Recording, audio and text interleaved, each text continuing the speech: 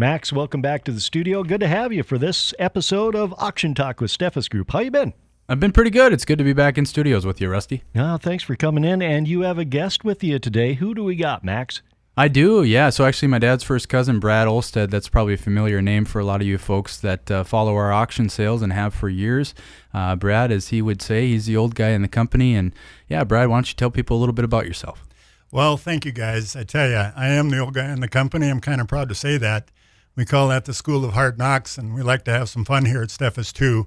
But I really like to introduce myself and just say it's a privilege to be here and to get to talk about the market, talk about ag and production agriculture and the changing venue that we have in the auction business. I think it's going to be an exciting talk. Well, thanks for coming in, Brad. Let's start off, Max. Since we last talked on Auction Talk, you've been very busy. You've had several auctions that you've completed. Can you tell us some of the trends, where you've been, what you've done? Yeah, so August and into September have been extremely busy for us. Of course, August, we're also preparing for September auction sales. But in the last 45 days, I think we've probably sold more late model John Deere Case IH equipment as a company than we have the whole year prior to that. So, is that right? Yeah, a lot of market activity that's taken place. So all sorts of results to share with you. And Brad, maybe you want to touch on some of those big projects that we've done. Well, I tell you, some of this market and why we were selling the magnitude and the amount of items that we're selling is because of what happened with COVID and production agriculture and the appetite for new machinery and the ability of these producers not to get the equipment out on time. It created a backlog of orders, and when those orders came into play, the dealers got caught with basically having 2 seasons of units on their lots. And that's one of the trends that we're seeing. And that's some of the reason why they're using our auction platform to get these items on the market and get them sold.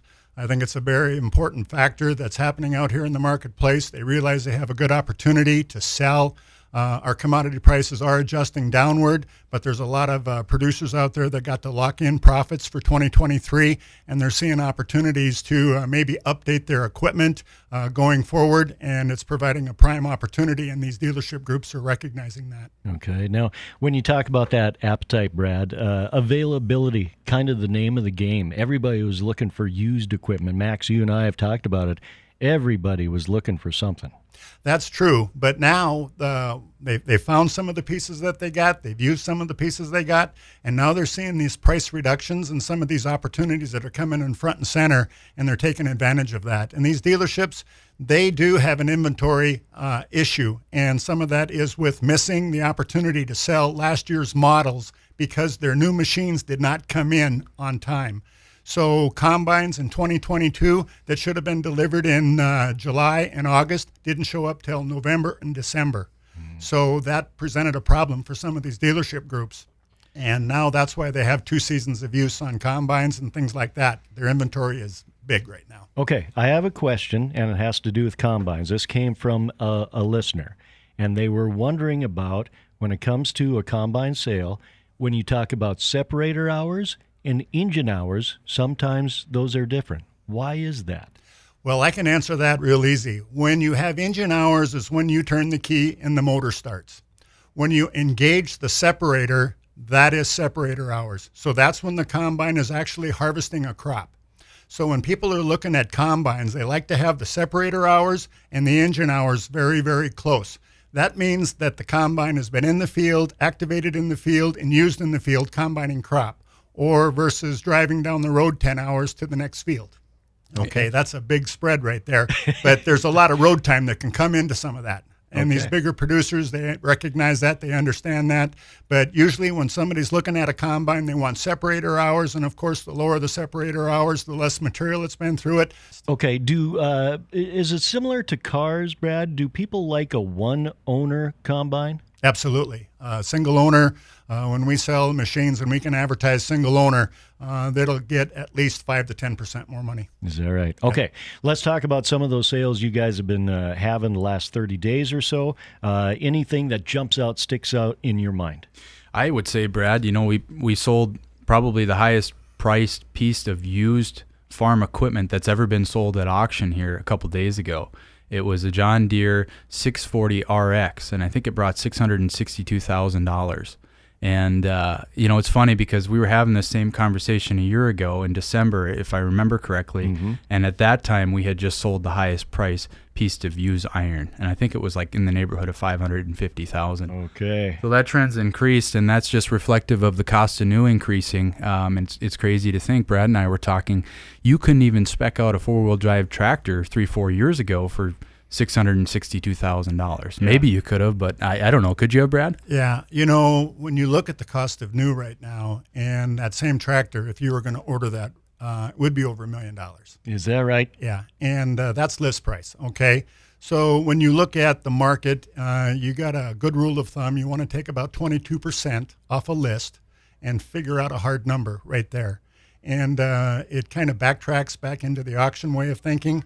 When we go out and we have to do pre-sale estimates on lines of equipment, we kind of use that rule of thumb Okay. when we're talking about that. And it's always about expectations of our potential buyers, and the people that are sellers kind of want to know where they're at, but they look at the price of new and then they back into where they think this used market should be coming at. And when we have a successful sale, like what happened with Kibble and what happened with some of these other projects that we've been doing, they're very satisfied with the results. We're getting soft retail numbers, and that's what it's all about, and it's managing their inventory for the next turn. And we've been very, very successful at doing that. Okay, that kind of leads into the next question.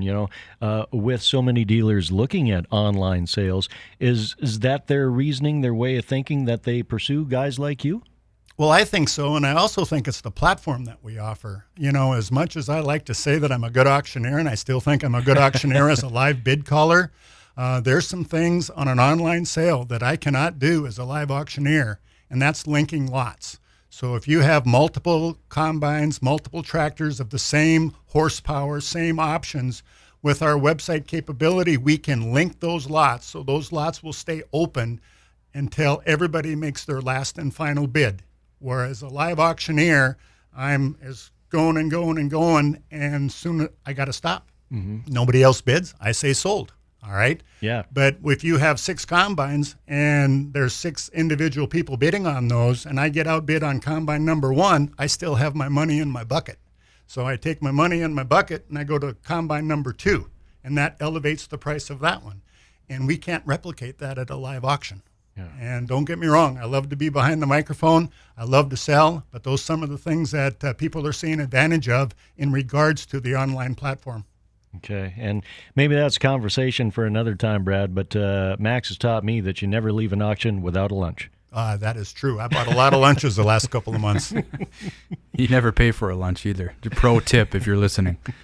So in the trends that you've seen the past 30 days or so, as we get into this fall season, as we approach even a new calendar year, is there anything that you've been seeing so far? And secondly, what are you seeing in the time frame ahead? What I'm seeing right now is a softening of the market. I'm not here to say the sky is falling. I'm just saying that there's people that are recognizing with interest rates, and I think that's the key driver. Last year, 3.5 to 4.5, when these guys were out buying equipment, that could fit into their cash flow.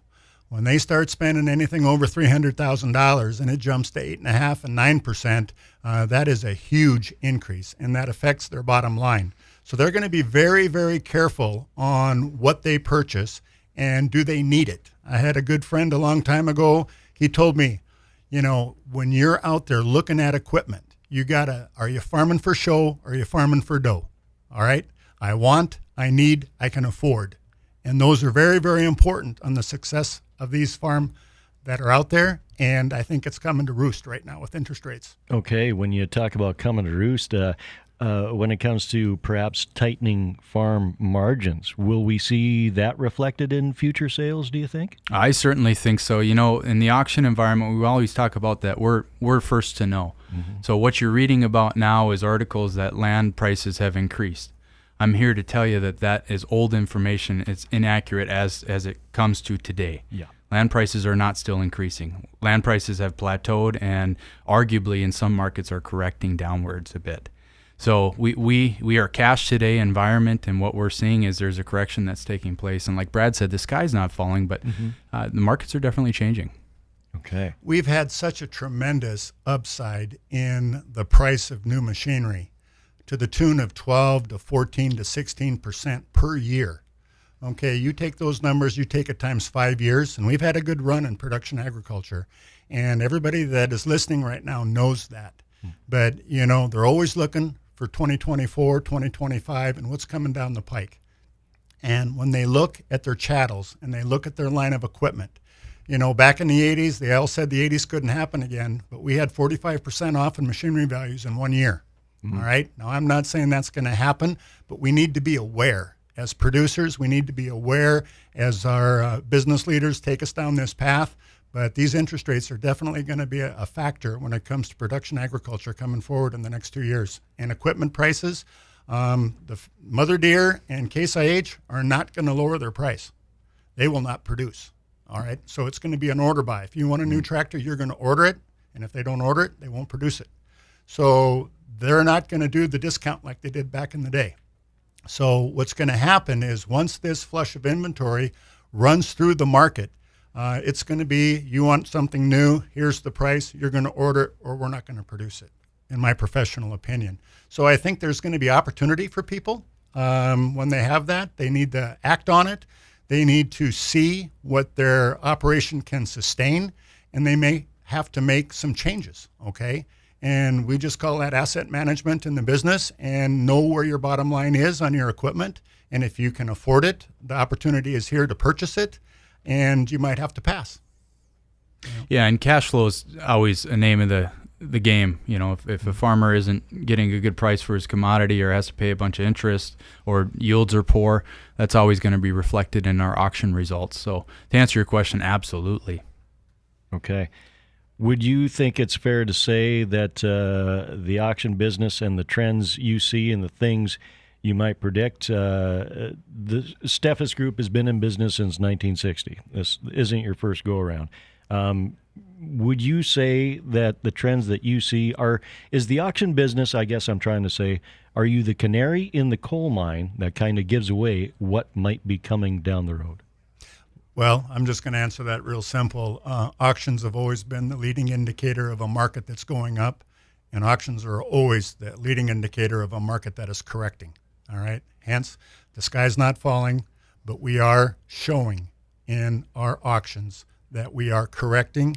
To say the top is in, my professional opinion, the top is in. Are we going to fall off 50%? No. Are we going to correct maybe 15%? Possibility. So much of that is driven by commodity price and interest rates. And like I said before, some of these operations have already locked in a profit for 2023. There was opportunities to sell at a very good price soybeans, corn, and wheat. If they took advantage of those opportunities, those operations are going to be fine. All right. When you cash flow 2024 at $4.25 corn, and some of those other prices that have been dropped off significantly, there's going to be some issues because they're locked into machinery cost, they're locked into land cost, and they're locked into cash rent agreements. And all of those inputs are not coming down for 2024. So these guys are going to be pinched a little bit. And so what happens when they get pinched? They don't buy. All right. They're going to be very, very conservative. They pretty much close up the checkbook. And we've seen it before. So that's going to provide extra pressure on our business as far as identifying the market. And when we go out and do pre-sale estimates, pre-sale appraisals, we got to be very in tune to what's changing in the marketplace. It's exciting, but it's also a challenge, Rusty. But, you know, it's not all doom and gloom, Rusty. We've got to feed the world. And, for example, we lose like 1.3 million acres of cropland every year. And so, you know, when it comes to land, I'm still bullish long term. But the last cycle took us 8 years to work through. We'll see what the next cycle brings. But things are certainly changing to some degree. What have been some of the soft spots and the strong spots that you've seen in those recent sales? Well, Rusty, right now I'm going to tell you that anybody looking for harvest equipment needs to be aggressively making that decision to do that because it's probably the best buying opportunity that we've had to purchase a combine or a head in the last 10 years. That's number one. If you're looking at replacing high horsepower track or four-wheel drive tractors, that market is still holding very, very strong, but there is some softening there. Again, of the three tractors, mechanical fronts, they're still strong, especially the low-houred. Even this older generation equipment, especially the non-def, whether it be a truck, whether it be a pre-def tractor, those percentage-wise, super, super strong. Why? Because they're easy to fix. Easy to fix. And the repairs in the shops at $200 a shop hour, they're looking for that kind of opportunity right there. But I would say the harvest, combines, heads, best opportunity out there in the marketplace. Okay, let's look ahead next spring. Planters, tillage equipment. What have the trends been there? Anything? Well, to get a planter the last 5 years, you were on a list and you probably didn't get one. All right, but that's changing also. They did get to get their production up and running again, so we think the availability of planters and air seeders is probably going to be better than it's been in the last 5 years. But if you're looking to do an update, you should be doing it now and locking it in. Well, Max, thanks for coming in. Brad, thanks for your time and all your thoughts and insight. We appreciate it very much. Well, thank you very much, Rusty. It was a privilege to be here. Okay, well, I hope Max brings you back real soon. All right, thank you. Thanks, Max, Rusty. yeah, you bet. Have a good one, and thanks for coming in.